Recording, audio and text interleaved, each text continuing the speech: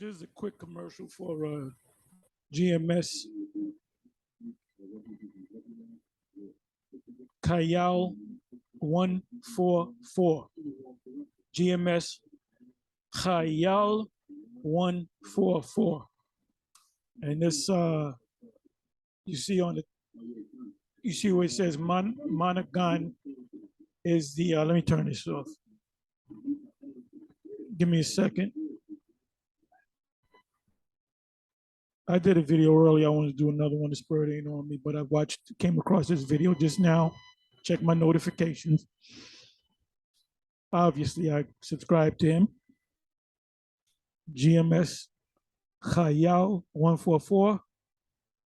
And just to give you a little, these two are of the DC GMS camp. He's the head. He been in this thing from the very beginning. You know, one of the pioneers when we first got on YouTube. He been up to New York a couple of times. Been to my house, been to the other apostles' house. Very good teacher.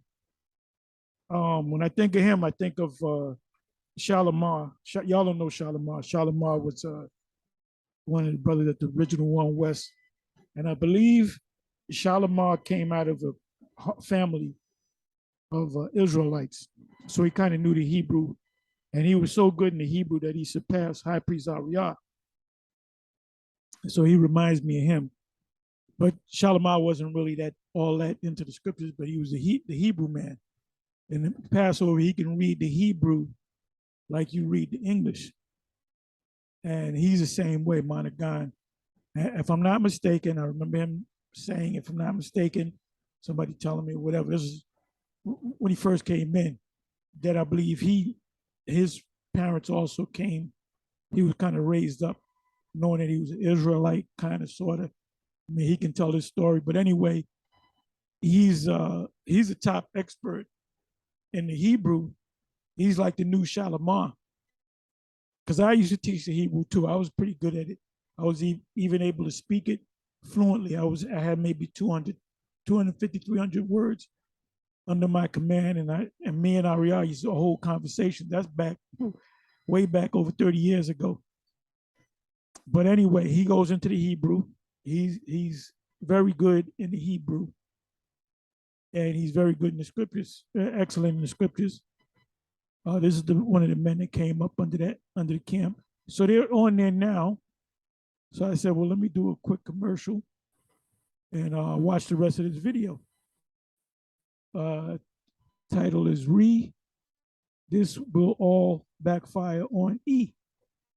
Now, I guess they're talking about the whole yay thing because it's out there. You can't put it back in the bottle.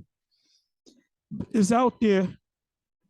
So that wakes up a lot of Jakes. They say, well, wait a minute. There's a lot of Israelites out there, a lot of Jakes on YouTube saying that they're Israelites. So they're putting one and one together.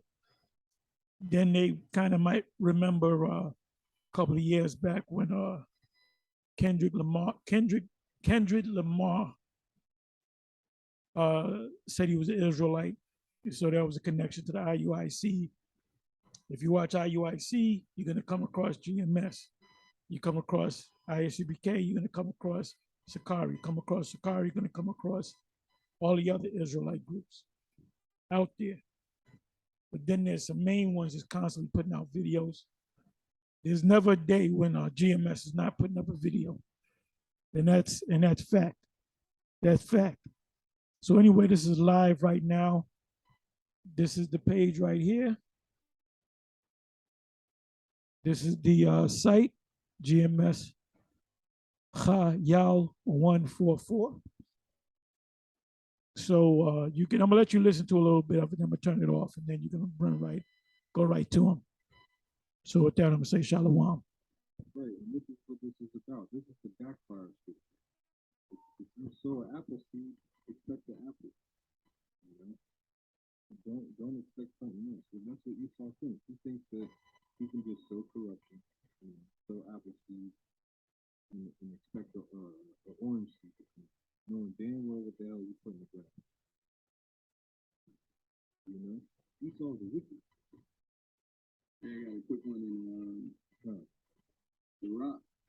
It was Sirach chapter 10 and like Sirach chapter 10 and verse 8. It says, because of unrighteous dealings, injuries, and riches got by deceit, the kingdom is translated from one people to another. And like you said, because Esau has sown those things, those unrighteous dealings, right? He has established his hegemony by blood. Okay, the kingdom is going to be translated, all right, into its rightful owner. Okay, which are the children of the Most High.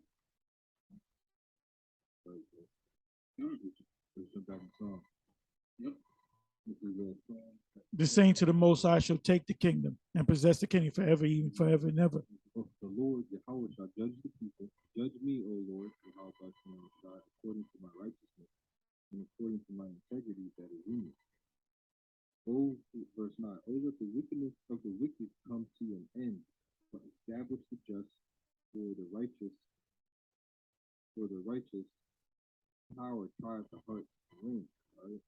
I gotta write this one down, bro. This is a quick verse. I know sometimes it's a quick verse, but I gotta come back to this one. But Psalm 79. We're gonna start chanting this at the camp, bro. Oh, let the wickedness of the wicked come to an end. We're gonna figure out how to sing. That's right. I got a precept to match that. When he said we're going to figure out how to sing it, because all the Psalms mean songs. These are all songs. So you chant it. You chant it in when Yahushua was with the 12 at the supper. They called the Last Supper, the Passover. They ate and then they chanted some psalms. So they were actually singing it. They were singing them psalms because they spoke Hebrew. Yeah, so that's so what he just said was we're going to learn how to sing it, meaning he's going to go into it in the Hebrew.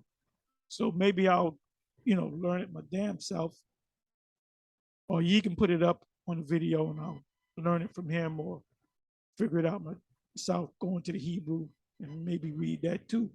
That'd be the new one, because we used to do that a lot. We used to read a lot of Psalms back at One West. Ariel would throw out 7 different Psalms and we would go through them. The Psalms that had power to them, 121st Psalms, the 23rd Psalms, the 2nd Psalms, which are all songs. The 7th Psalm is another one. The 83rd Psalm, the 82nd Psalm, there's a 51st Psalm, 49th Psalm, 50th Psalm. They're all songs. They're all songs. We are musical people. Anyway, with that, I'm going to say Shalom. So if I remember, I'll leave the link in the description box. Shalom.